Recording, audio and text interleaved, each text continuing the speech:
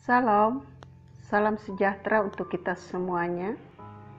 Nas yang diperhadapkan kepada kita hari ini 1 Petrus pasal 2 ayat 9 sampai yang ke-12.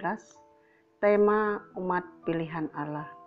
Saudara-saudara yang dikasihi dalam Tuhan Yesus Kristus, surat 1 Petrus ini ditujukan kepada orang-orang Kristen atau orang-orang percaya kepada Yesus Kristus yang terbesar di bagian utara Asia Kecil. Dan surat ini dituliskan dengan tujuan untuk menguatkan orang-orang yang saat mengalami penderitaan dan penganiayaan oleh karena iman percaya mereka kepada Tuhan Yesus Kristus. Nah, dalam surat 1 Petrus pasal 2 ayat 9 sampai 12 ini adalah mengungkapkan tentang orang-orang yang percaya disebut sebagai bangsa pilihan Allah. Mengapa mereka disebut sebagai bangsa pilihan Allah? Jika kita lihat dalam 1 Petrus pasal 2 ayat 4 sampai 8, di sana disampaikan ada perbedaan orang Kristen dengan orang yang menolak Kristus. Bagi orang percaya Kristus ada batu penjuru, tapi bagi orang yang tidak percaya Kristus ada batu sandungan. Nah, dalam ayat 9 jelas sekali ada perbedaan antara orang percaya dan yang tidak percaya, bahwa kita adalah umat pilihan Allah.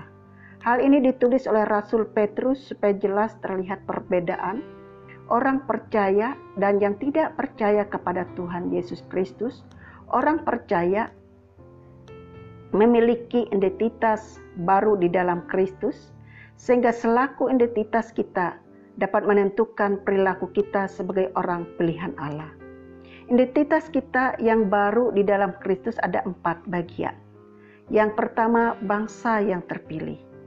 Allah telah memilih kita menjadi umat pilihannya, dan memelihara adalah inisiatif Allah sendiri dan berdasarkan kemauan Allah sendiri. Kita dipilih bukan karena kuat dan hebatnya kita, bukan karena apa yang ada pada kita, tapi Allah sendirilah yang memilih kita menjadi anak-anaknya karena anugerah Allah semata. Kalau kita lihat dalam Ulangan pasal 7 ayat 6 sampai 8, bagaimana Allah memilih bangsa Israel menjadi umat pilihannya, bukan karena lebih besar atau lebih kecil dari bangsa Israel, dari bangsa-bangsa lain, tetapi Allah telah memilih mereka menjadi umat kesayangan Allah karena Allah mengasihi mereka. Demikian juga dengan kita orang percaya saat ini, kita dipilih berdasarkan rencana Allah yang bersumber dari kasih dan kedaulatannya. Yang kedua, imamat yang rajani. Pada tradisi bangsa Israel, imam harus dari keturunan Lewi. Jabatan imam dan raja tidak pernah diletakkan pada orang yang sama. Namun bagi kita orang percaya, kedua jabatan ini, imam dan raja, diberikan sekaligus, yaitu imamat yang rajani.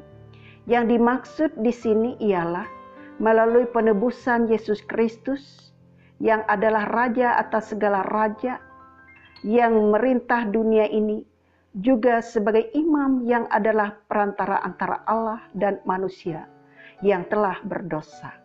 Melalui penebusannya, itulah kita dilayakkan mendapatkan gelar imamat yang rajani, yang telah menerima penebusan oleh Yesus Kristus dan yang telah dikhususkan bagi Dia. Melalui penebusan Yesus itu, kita menerima kemuliaan yang datang daripadanya. Ayat 10 mengatakan, kamu dahulu bukan umat Allah, tapi sekarang telah menjadi umat-Nya, yang dahulu tidak dikasihi, tetapi yang sekarang telah beroleh belas kasihan. Dulu kita berada dalam kegelapan dosa, tapi sekarang memperoleh keselamatan oleh Yesus Kristus telah mengasihi kita. Yang ketiga, bangsa yang kudus. Pada waktu itu bangsa Israel disebut sebagai bangsa yang kudus, bukan karena kebaikan mereka, tapi bangsa ini dikhususkan bagi Allah, dipisahkan dari bangsa-bangsa di sekeliling mereka. Demikian juga kita orang percaya. Sebab kita disebut sebagai bangsa yang kudus karena kita dihususkan untuk Allah. Allah yang memanggil dan memiliki kita adalah kudus, jadi umat pilihannya juga harus kudus. Yang keempat, umat kepunyaan Allah. Bagaimana kita bisa menjadi umat kepunyaan Allah? Ialah kita sebagai umat kesayangannya harus memberikan perbuatan-perbuatan yang besar dari diri kita. Harus memberitahukan karya keselamatan Yesus Kristus dan menjadi saksinya sampai ke ujung bumi. Yang kita saksikan perbuatan besar yang telah Allah lakukan untuk kita, yaitu yang pertama, yang telah memanggil kita dari kegelapan kepada terangnya yang ajaib. Sebelum kita menerima penebusan Yesus Kristus, kita hidup di dalam kegelapan dosa. Kita tidak mampu menjangkau terang ilahi. Kita hidup dalam kegelapan dan tidak mampu berbuat yang benar karena kita dikuasai oleh dosa. Sekarang kita hidup di dalam terang ilahi, menikmati anugerah keselamatan Allah yang telah mengubah kita dari dulu bukan umat Allah, sekarang telah menjadikan kita umat kesayangannya.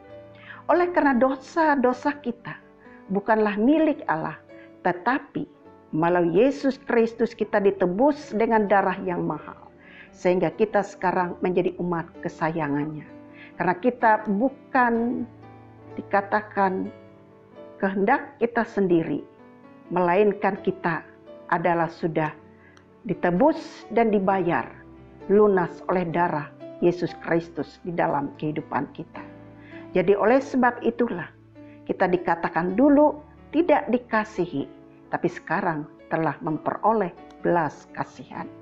Karena begitu besar kasih Allah kan dunia ini, Ia telah mengaruniakan anak yang tunggal, supaya setiap orang yang percaya kepadanya tidak binasa, melainkan beroleh hidup yang kekal. Yohanes 3 ayat 16. Yang kedua, hendaklah kita melakukan apa yang dikehendaki oleh Tuhan dalam hidup ini. Adalah kesempatan kita untuk merubah perbuatan kita di hadapan Tuhan. Karena kita ini sebagai musafir atau perantau-perantau di dalam dunia ini hanya sementara saja.